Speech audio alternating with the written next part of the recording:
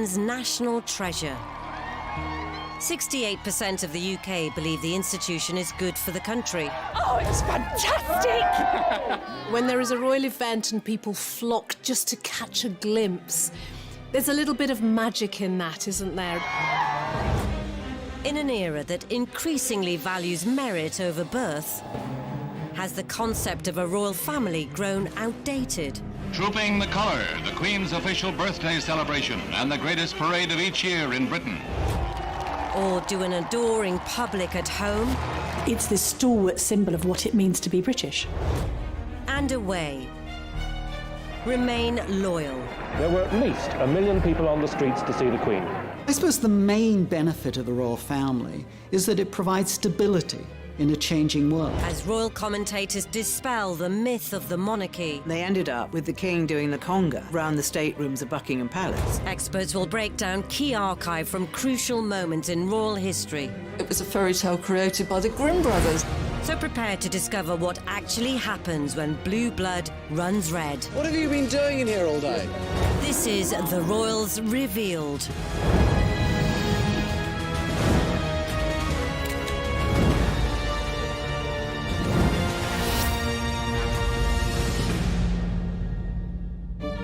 In this episode, we reveal the money the royal family receive is on the up.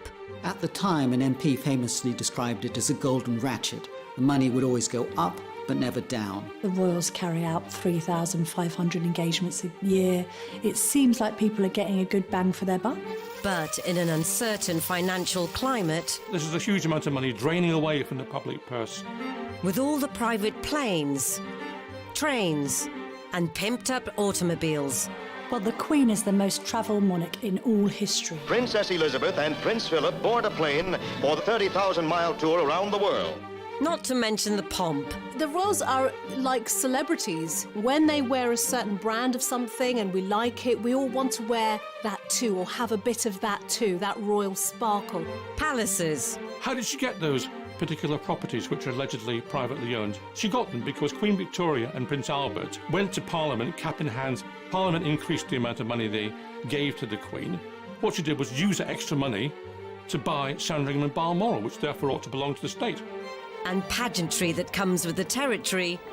One of the things about Elizabeth that I've never seen contradicted is the sense that she puts duty first, almost to an insane degree. Are they truly worth it?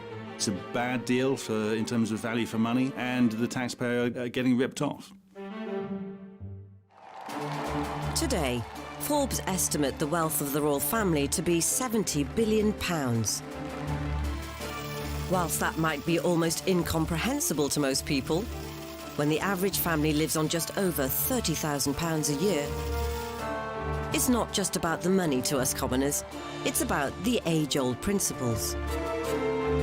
Certainly, I think the British look to the monarchy as a beacon of continuity and stability. And because they transcend politics, there's this sense that you're safe with them. That was especially important during the war. Famously, the Queen Mother, when told by her courtiers and the government, look, you must leave the country, she said, the King won't leave London, and so we're not leaving London. And many people have said that gave the royal family at least a century of credit with the British public. The sense of security the royal family brought the nation was symbolised by a show of splendour at Queen Elizabeth's coronation. It was sprinkling some, royal fairy dust on the nation, made everyone happy. So it probably justified paying a bit more money on it in order to make everyone much happier. I was a kid, I saw the coronation, and what really came off at the time of coronation was sweets, which pleased everybody, sweets and biscuits. Though some might argue the expense was elaborate in such austere times. People were on rations just after the Second World War in the run-up to the coronation, but actually the cash was splashed a bit to cheer people up after what had been a really difficult period and have this focus of Britishness, really, a celebration of the pomp and pageantry, which had been partly responsible for helping the Allies to win the war. And it was a tremendous day, and it was a tremendous start to the Queen's to the Queen's reign. And the way to maintain the monarch's new momentum was to get immersed among the masses. Walkabouts were nothing new. King George V, Queen Mary, did walkabouts during their reign.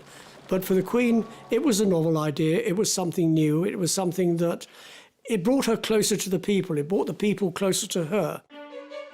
Throughout her life as the figurehead of the royal brand, the Queen has notched up over 20,000 engagements during her reign, providing morale boosts to workforces and the public at large.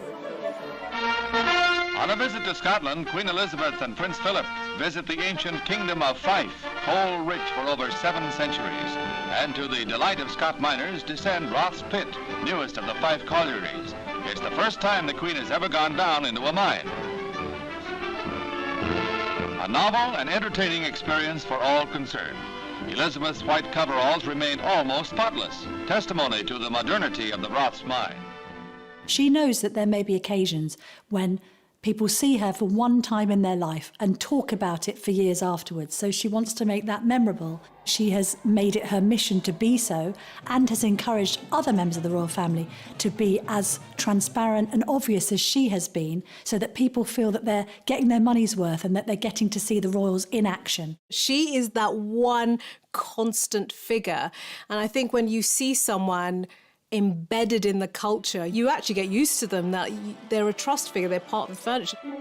She's kept abreast with social, economic and political matters in weekly audiences with 14 prime ministers, and ensured the UK remained in close contact with hundreds of heads of state. De Gaulle's visit is a major public event as well, a high ceremonial occasion. With the Queen, he rides in an open carriage, escorted by the household cavalry in full regalia to the palace, through streets lined with curious and cheering Londoners. One of the things about Elizabeth that I've never seen contradicted is the sense that she puts duty first, almost to an insane degree. You know, when you think she's in her 90s and she's still perhaps managing 200 or 300 public engagements a year. It's extraordinary. But whilst all this hard work is clearly vital in terms of maintaining a national identity and the emotional and economic stability that it can be seen to bring, all the public-facing activities come at a price, which some are finding increasingly harder to stomach.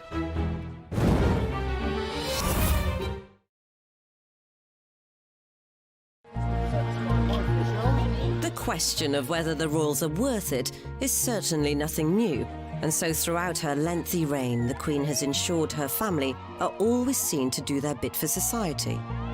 And supporting the community has always been top of the agenda. It was to aid the fund for building a vestry at Crathy Church near Balmoral that members of the royal family and their household helped at a sale of work at Abergeldy Castle. The Queen herself acted as a seller. What a terrific thrill for the customers. Princess Margaret was in charge of another section of the stall, and the Duke of Edinburgh, who proved a very brisk salesman, had a joke for every buyer. I think few would be able to resist the opportunity to see the Queen if she was visiting locally. Yes, there are Republicans that aren't interested in the monarchy at all, although few of them find fault with the Queen as an individual, because she famously hasn't really ever put a foot wrong. But there's a sense that everyone wants to be able to say, I saw the Queen once, and she said this, or she did that. People want to capture that moment. But in order to carry out these duties, the Queen has been entitled to an annual chunk of cash, which has been on the rise for over 250 years. In 1760, the government came to an arrangement with George III whereby the royal lands were handed over to the public, and in return for that, the king at the time was granted money each year to meet his expenses, called the civil list. That existed until really just a few years ago, 2012, when it was replaced by something called the sovereign grant. At the time, an MP famously described it as a golden ratchet. The money would always go up, but never down. And so it's proved. The civil list, for example, in 2011 was £7.9 million a year. By 2018, 7 years later, it was £82.3 million, the sovereign grant. This is at a time of austerity when everybody else was tightening their belts. It's an incredible sum, but what does that equate to for the public? The palace say that the cost of the monarchy is only about £1.20 for every citizen of Britain. Now, that's a little bit misleading and indeed a little bit naughty because it just applies to citizens and not the taxpayers. And secondly, the cost of the monarchy is a bit more than the formal cost of the sovereign grant, which is about £85 million.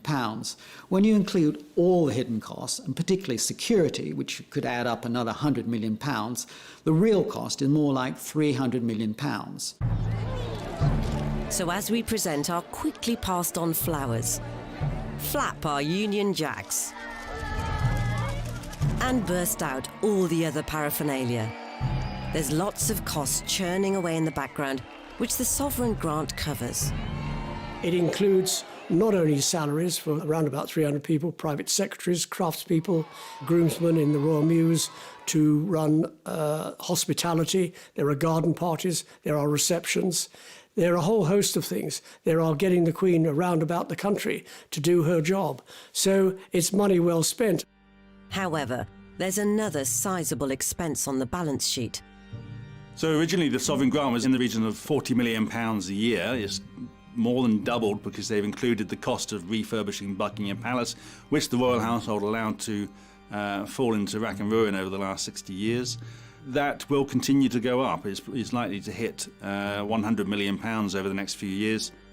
But those aren't the only renovations which have caused a Republican backlash. After the fire at Windsor, the government suggested the public should pay for Windsor Castle to be rebuilt and refurbished. And there was an outcry, and in the end, the money had to come from the Queen via entrance fees to Buckingham Palace. But when it came to refurbishing Buckingham Palace, £359 million, the taxpayer pays all of that. So about 10-15% of the grant really is earmarked to going for that refurbishment. At that percentage, it will be around a decade before all the work is done. So in the coming years, the Queen must delegate both cash and royal responsibilities carefully among the rest of the family.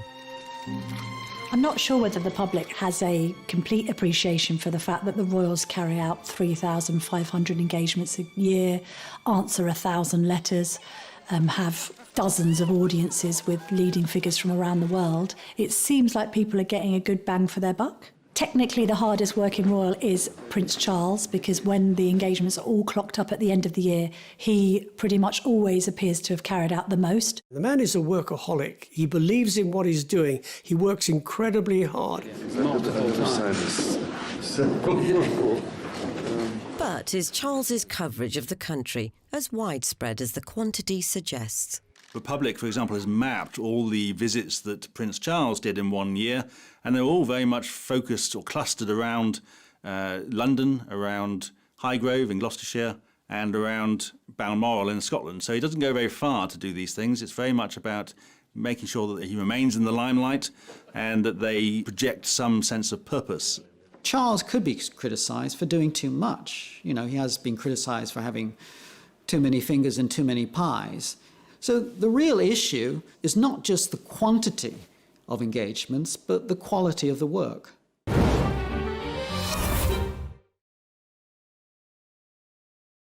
So, are the rest of the firm pulling their weight and adding value to society? Princess Anne is always regarded as a legendary royal trooper because she very much likes to pack the engagements in. And indeed, it's not unheard of for Princess Anne to do 7, 8 or 9 engagements in one day. An impressive stat, yes. But is it perhaps overexposure? People like Princess Anne do diligently go about their business, add value to the charities they support, do so in a conscientious and low-key way. The fact of the matter is, however, that the majority of functions are carried out by those who are quite elderly in the royal family. We don't see the same numbers for the junior royals, including Prince William, who carries out barely 200 functions a year. And there will always be debate as to how large a team the Queen can justify. There are currently 16 members of the royal family who are considered working royals, like Princess Alexandra. Who is Princess Alice, for example? Has anyone heard of her? You know, what does Princess Michael of Kent do these days? You know, why do we need these people? In the past, those titles would have meant something even if you didn't recognise them. I think these days, not recognising them would cause most people to think, well, why are we still paying for them? This isn't just a Republican viewpoint. After the Queen goes, Charles says he wants to slim down the royal family, which is him and Camilla, Kate and William, and their children with the rest of the royals off the payroll. But for those that still live off the sovereign grant and the general financial security that brings, just to recap, 86 million quid at the last count. They're expected to promote the royal brand with dignity, and usually that will involve a stint in the armed forces. The military is a safe option for the royal family. There's no commercial prerogatives. You're kept out of the way. It's always been difficult for members of the royal family to go into business, to go into trade, because people always accuse you of cashing in on your name. But when Prince Edward ditched the Marines for work experience with Andrew Lloyd Webber, it was the start of an uneasy journey into an untried industry for the royal family. It's the lowest rung on the learning process of working in theatre, and he will have no status whatsoever. We will not be using him in any PR capacity, purely as an employee to learn the business. Edward's working ambitions were truly uncharted territory. And what he then seemed to think that he could do was to bring the stage to the royal family and put them on the stage. And clearly, as far as he was concerned, let's get rid of all the old cobwebs, let's show how wonderfully entertaining we all are. His plan was to do a charity remake of a knockabout assault course TV classic. The Duchess of York was first off the coach, bringing the royal family and their teams to Alton Towers. Prince Edward was already there to meet them, well into the spirit of the day, sporting a silly T-shirt. Royal Knockout was an unmitigated disaster. It was one of those things that, like, maybe on paper, in theory, seemed like a good idea, and then as soon as it was on the screen, it quickly became apparent what a bad idea it was. The broadcast footage is now under embargo, yet body language expert Judy James recalls the impact it had on viewers. It was dreadful for the public because the public wanted to see more of the royal family, and I remember when that was advertised, great, let's see them being funny and everything like that. But when you get what you ask for and it's awful, you know straight away, actually, no, I'd rather have them with their hands behind their back and not speaking too much. Edward's press conference afterwards did little to add merit to the venture. First of all, I have to apologise if I go to sleep at the middle of this. Media were not allowed to watch proceedings live. We had to watch it on television. And it was a cold day, it was in a tent, there were no refreshments. And Edward came in at the end of it and sat at a table, sort of slightly raised, and looked at the assembled crowd of media and said, well, what did you think of it? And I know the captains have enjoyed themselves. I only hope that you've enjoyed yourselves. Have you? You could have heard a pin drop. Well, thanks for sounding so bloody enthusiastic. What have you been doing in here all day? Have you been watching it? Yeah. What did you think of it? Thanks. I thought it was great. The headline the next day was, "It's a walkout," which just about summed it up. I think Edward had set himself up to be a champion in his own right. This was his star of the royal family. His brothers had been heroes, they'd been in the armed forces, etc., but he was going to do it theatrically and do this wonderful show that everybody would love him, and the royal family would say, oh no, Edward, you are now the most famous member of the royal family, and it didn't quite work out like that. I suppose it's difficult being the fourth son of the monarch. You don't really have a role, you have to create one for yourself. After an ill-fated foray into TV production, Edward was ultimately brought back in line as a working royal. There's this sense you've got to behave properly because you've got to be accountable. You've got to show that you're dutiful above all else, almost to the point sometimes where you've got to sacrifice your private life for duty. And that's a very difficult thing for many people. I mean, the royals are only human after all. It's no easier for them to do that than it would be for any of the rest of us who are not in the spotlight. Recently, the Queen's grandson, Peter Phillips, also fell foul in trying to do his own thing. They're entitled to their private people, but what is wrong is when they then invoke the royal name to boost their commercial activities. Peter Phillips was busy selling milk to the Chinese and pretending it all came from Windsor and the royal family drink this every morning and so on. That was an attempt to use his links with the royal family for commercial activities. That's entirely improper. One necessary activity for working royals is to represent the UK abroad. And whilst news reports may focus on how they sample regional delicacies, don the local dress, and generally embrace the culture, there's lots of crucial work going on off camera. Ever since before she ascended the throne, the Queen has been instilling royal values all over the world.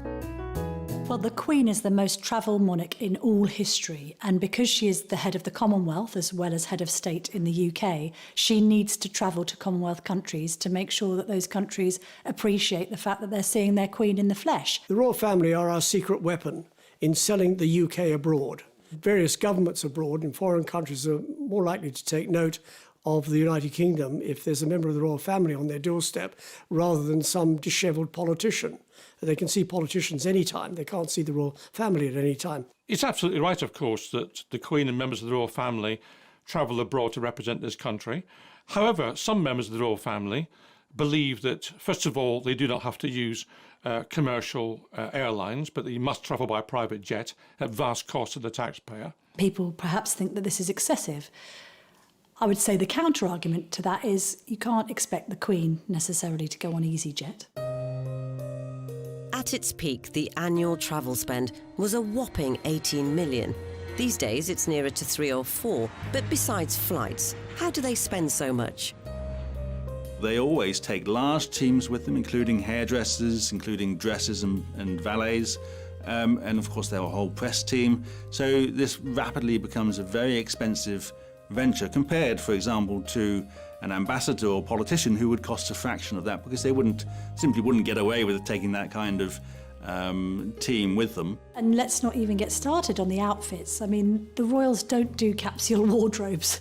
The Canada leg of this tour, 6,000 kilometres, approximately 50 separate events, and of course 40 outfits. There may be a job in the morning that requires trousers, an afternoon job that requires a floaty summer dress, and in the evening, full white tie attire. This is a world away from a typical family holiday. It's a family holiday multiplied by the hundreds. Whilst it may seem to cost the earth for the royals to travel the globe, it's all about adding deeper value to the union at large. Absolutely, it's a way of maintaining shared history. Also, it gives a morale boost to countries to see royalty there. It also serves to keep ideas of republicanism at bay. Australia's flirted with the idea of republicanism. Canada's flirted with the idea of it. And it's no surprise, perhaps, that both of those countries have recently been visited by high-profile royals, including the Duke and Duchess of Cambridge and their children. They made it real. They brought the monarchy to the people. With such strong international relations to withhold, it's been integral for the Queen to ensure her representatives maintain her good name. But financial controversies in the recent past have seen the notion of royal entitlements come under fire.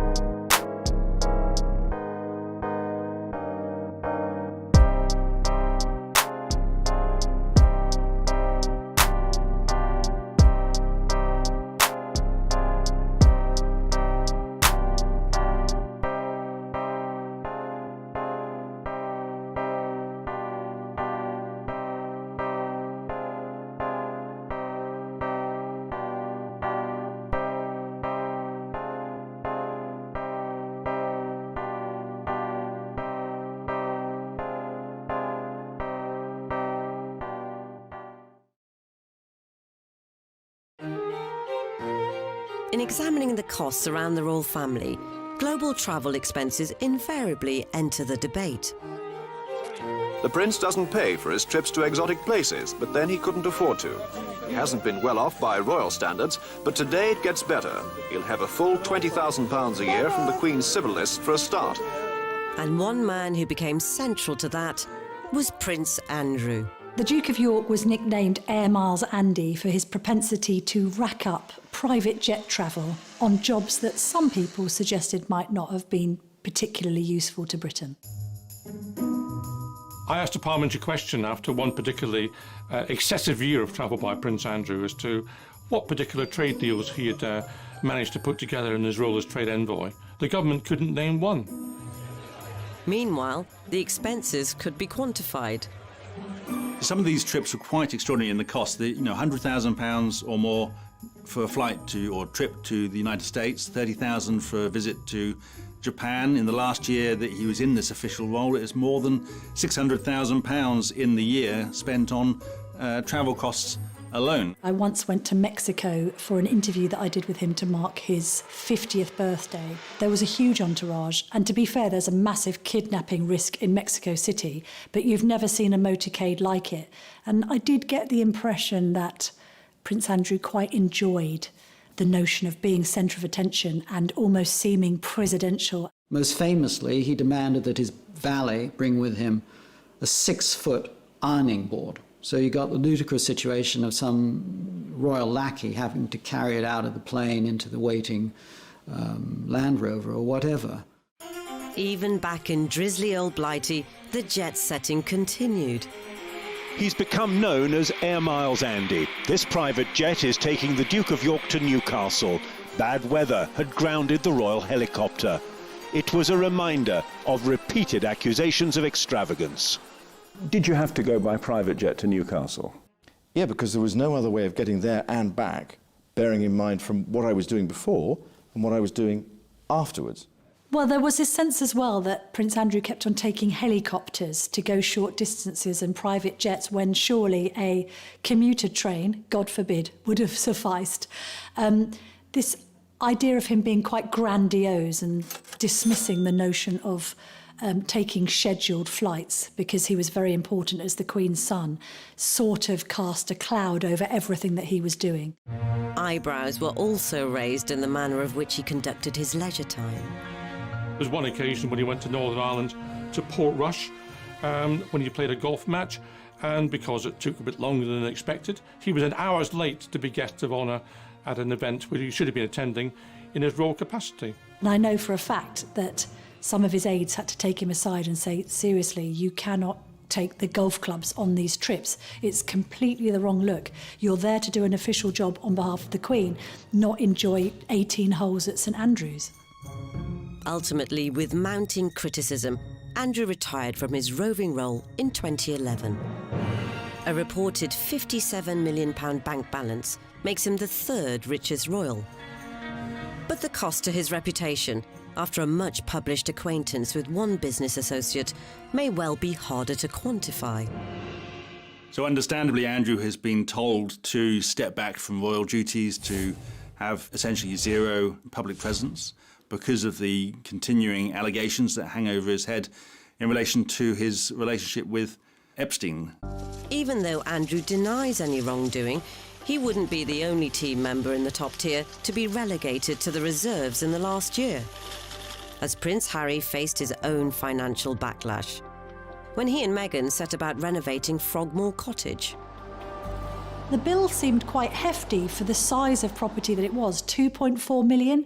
I think comparatively, when the Cambridges renovated their apartment at Kensington Palace, which is a 20-bed palatial mansion, it cost just over 4. So people started scratching their heads, looking at the arithmetic and thinking, goodness me, Harry and Meghan haven't scrimped here.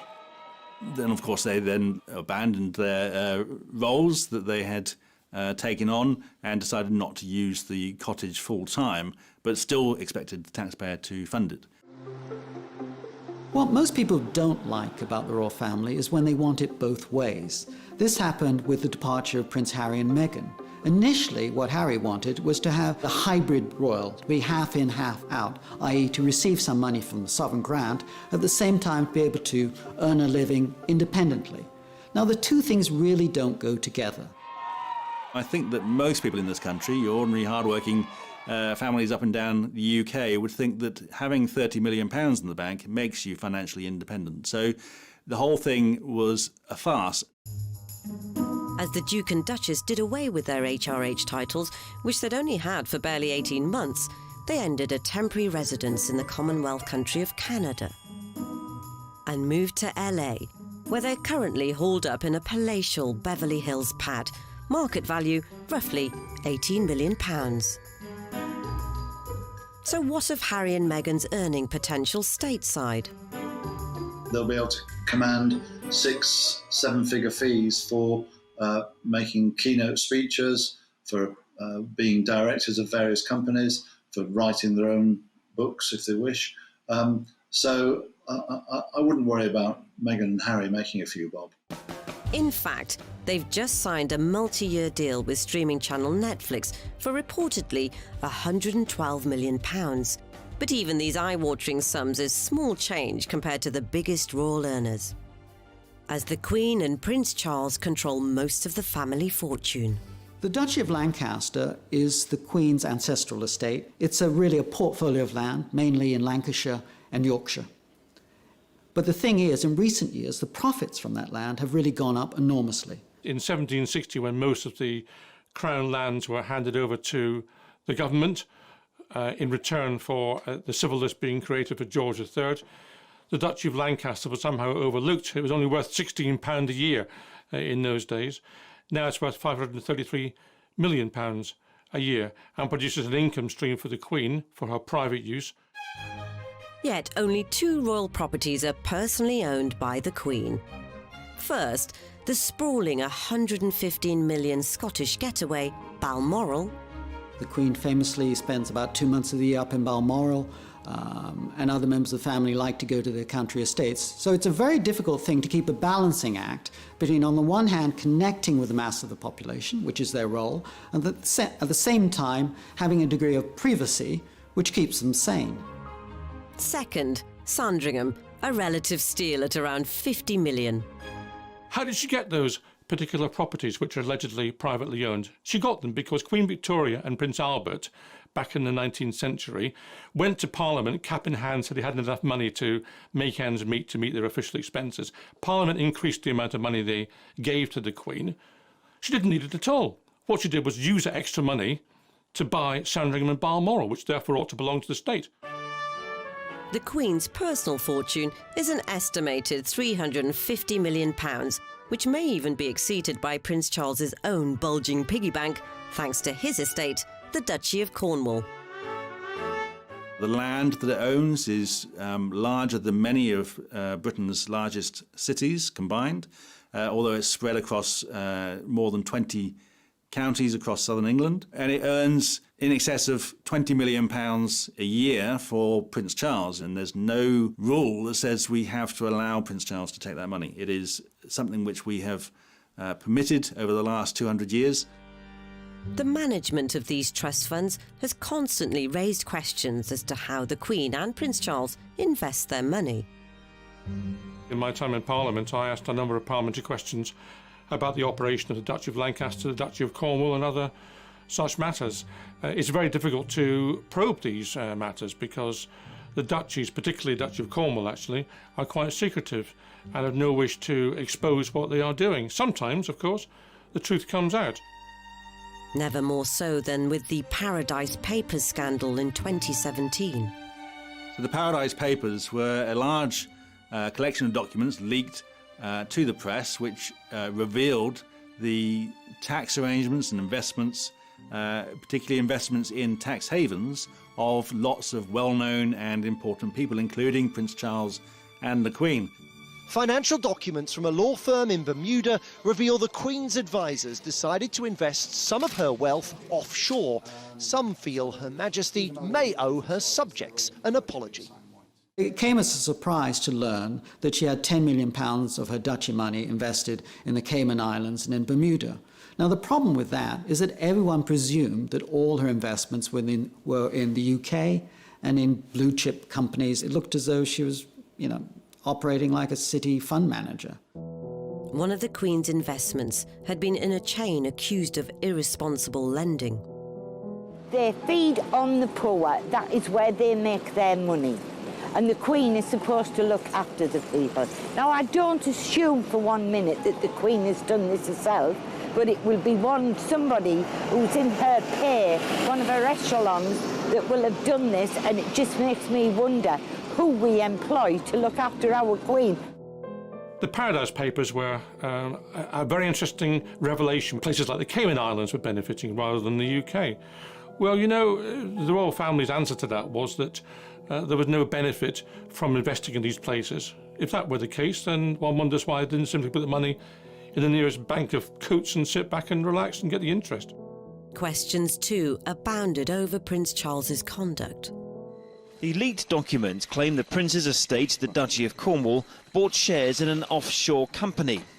The company wanted to offset carbon from rainforests, but international agreements prevented it. The Prince agreed and campaigned to change it. Was that a conflict of interest? Charles could have just said in one of his speeches, listen, I've been banging on about this issue for 20 or 30 years. I feel so strongly about it that I actually put my money where my mouth is, and I've invested in a green company. But he didn't say this, and it all emerged through a splash on the front page of The Guardian and exposed today by Panorama. Even though Charles reportedly has no direct involvement in the Duchy of Cornwall's investments, the vast sums of money behind the monarchy remain a divisive issue.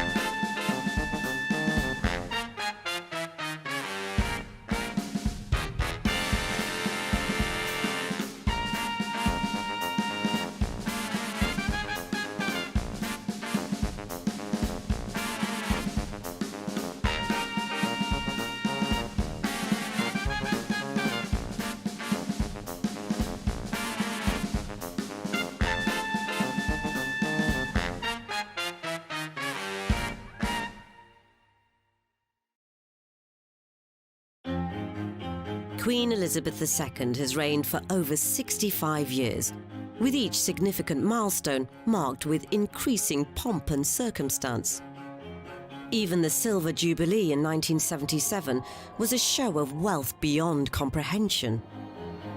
Monarchists would argue lavish occasions like this are more than recompensed by the Crown Estate.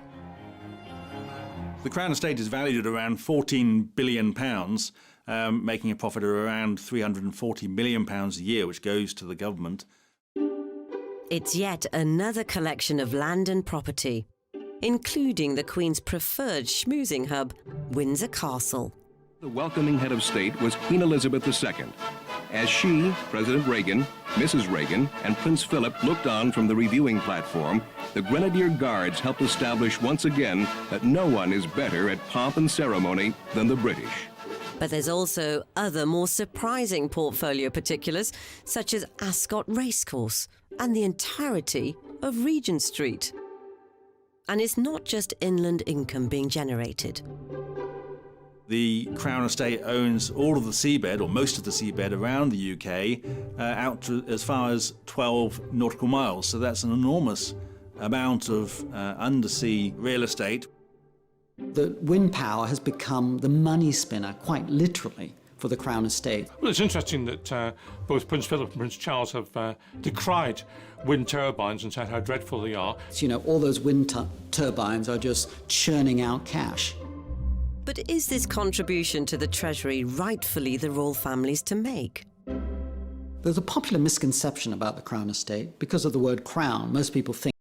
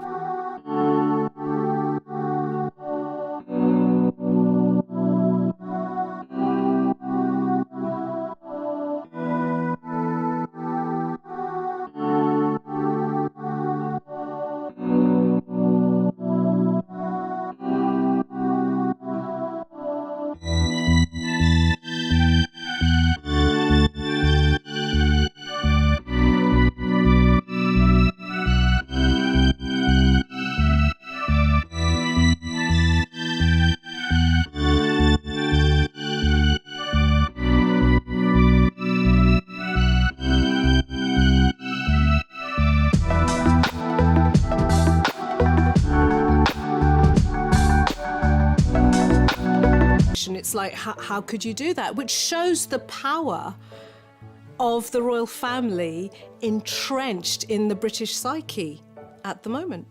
We're told that the royal family is a major asset to this country in terms of the economy. No doubt they bring in some tourism, and no doubt there is a genuine value to some visits carried out by the royal family to overseas destinations and some events hosted at Buckingham Palace. But as to what that is in economic terms, it's almost impossible to quantify. What we do know, with rather more certainty, is how much they cost us. And what we know is that runs into hundreds of millions of pounds each year, and that's a multiplicity of times more than any other royal family in Europe. Do we get value for money?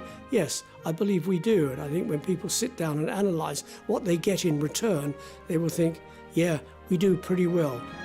So in trying to explain whether or not the royal family are worth it, we shouldn't expect the answer to be based on such a simple thing as reason.